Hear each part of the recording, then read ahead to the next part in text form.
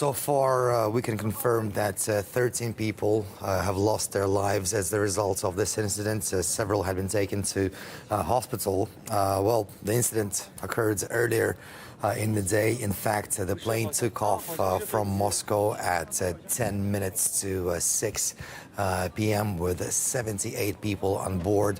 The plane was bound for Murmansk in the north of Russia, one of the cities in Russia's Arctic Circle. According to preliminary information, it was the ignition of electrical wiring on board of the aircraft that occurred when the plane was taken off for the Moscow-Murmansk flight. The plane itself, it's Sukhoi Superjet SSJ-100. It's a fairly new plane. This particular plane was manufactured in 2017, and the last time it was serviced, according to the manufacturer, was in April of this year. So the investigation is still ongoing. We don't know what exactly happened, what had caused the accident, and what caused the deaths of all those people. So after the plane was already in the air, was in the air for about 28 minutes when there was a fire alert on board. At that point, the airplane, the crew had also lost all radio contacts with the ground, apparently, and the plane had to land in complete silence with absolutely no directions from the ground control. And of course, as the plane landed on the runway of the Moscow Sheremetyevo airport, it caught on fire. Apparently, it took the plane hit the ground 3 times before it actually could stop, and that's when the fire caught to the tail end of the plane, and later on, obviously, it's burnt out completely. And of course, as the plane was landing, this could all be seen from the airport, from the terminal. People that were waiting for their planes, people waiting to embark on their own flights, they witnessed the airplane, Sukhoi Superjet, burning completely to the ground. Let's have a listen to what some of the witnesses said at the Sheremetyevo airport. It was quite unexpected. We had a flight to Yekaterinburg, went to the gate a little earlier so as not to be late. We sat near the window. I just turned my head and all of a sudden I saw the burning plane with huge plumes of black smoke. Firefighters arrived at the scene within 2 minutes. They started fighting the fire. They didn't show signs of panic. As the plane was too close to those that were waiting on the runways, we didn't know it was landing. It looked like it was just 50 meters from the nearest aircraft.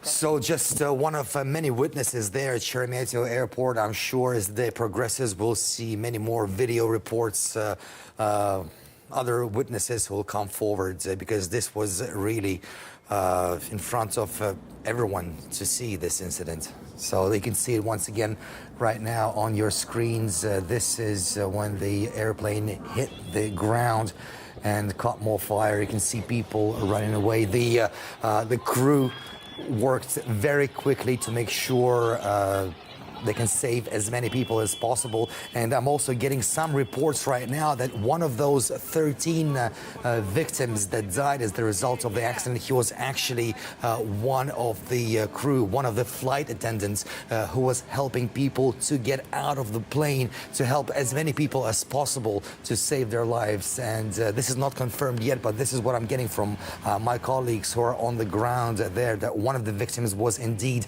a flight attendant. We'll confirm that when we can, but this is what I'm getting from our colleagues at the ground right now. Yeah, I mean, it's hard to kind of find any positives in a situation like this, but what is remarkable, and I would imagine largely thanks to the help of the cabin crew, how many people did get off that plane without too much sign of injury. And it's difficult to establish facts in such a short space after an accident like this has occurred, but we know the airline are investigating, the police are investigating, some facts starting to come together now. What have we heard from the investigative committee at this point? Well, the only thing we have heard from the investigative committee at this point, that they have indeed launched an inquiry into what happened. Not an inquiry, but actually a criminal investigation. And the committee that's been charged with this effort to find out what happened, it includes representatives of the airline, includes representatives of the manufacturer, obviously people from the Russian investigative committee as well. Like I said earlier, this airplane was manufactured only in 2017. It's not even 2 years old. And the last time it was serviced was in April of this year as well. So it's really hard to gauge right now the amount of problems that the investigation committee will be working with right now. But I'm sure we will hear from the investigative committee very soon. But so far, we have already heard from Aeroflot. They have the operator of this flight, and this is what they said about the incident. Aeroflot. Aeroflot confirms the report about the engines catching fire of flight Su-1492 from Moscow to Murmansk after landing. The aircraft was forced to make an emergency landing due to a technical issue. The fire has been put out. The injured are receiving medical aid. The passengers had to use emergency exit slides. A committee to investigate the reasons for the crash has been created. Aeroflot's crisis staff have been assembled. And, of course, the scenes recorded there, some of those pictures we've seen have come from fellow passengers who've been waiting in the terminal for their own flights to alternative destinations. And this is the kind of footage that has produced, which will spread fear and terror across the airport, no doubt. It's only human nature to react so.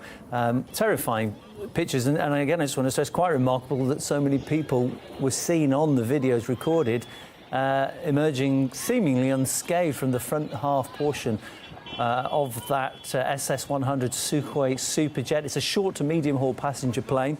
The model, as Roman was saying, only recently manufactured. It can carry up to 98 passengers, so that would suggest it was close to capacity. Its range up to 4,600 kilometres, enough for that 900, I believe, mile journey to Murmansk. And 186 such Superjets are currently in service with various different airlines. We talked about people who've witnessed this accident. Among them, our correspondent from sister channel RT Spanish, who was on board a plane waiting to take off at Sheremetyevo Airport, and he saw the burning aircraft. This is what he had to tell us. We were on board our plane at Sheremetyevo Airport. We were flying to Helsinki, although our flight has now been cancelled. We're sitting really close to the plane, which is completely on fire. The flames are huge, and it's very difficult for the emergency services to tackle the blaze. They told us that the airport's closed and no planes are leaving or arriving. We're waiting for more information and maybe we'll be evacuated. And our correspondent, Igor Zhdanov, he is at Sheremetyevo Airport right now, and he's about to bring us all the latest. So, Igor, welcome back. Please bring us up to speed on developments. Well, Roman, you know what is happening here. This is one of the terminals of the Sheremetyevo Airport, one of the largest aerial hubs of Moscow, and it is very, very quiet. I mean, this is the terminal with the most hustle and bustle, and you can clearly see it is almost completely empty. The crowd behind me is made up of security workers and some journalists and workers of the airport, those who work here at the airport. We do know that the whole Sheremetyevo Airport has been almost completely shut down. According to the latest information, only one runway, one emergency runway, I should say, is operational. So all other flights inbound here have been redirected. We have been hearing announcements over the speakerphones saying as to where these planes have landed. And I mean, many of them have not made it even to Moscow. I mean, some of them, of course, have landed in some other airports of the Russian capital, but many had to land elsewhere in other Russian cities, and even in such cities as Minsk, for example, the capital of Belarus, and Helsinki of Finland. These are just some of the examples that I can give you. Also, speaking of the response, heavy emergency response to this tragedy, of course, for the whole duration of, for as long as we've been here, and that's almost a couple of hours, I should say, we've seen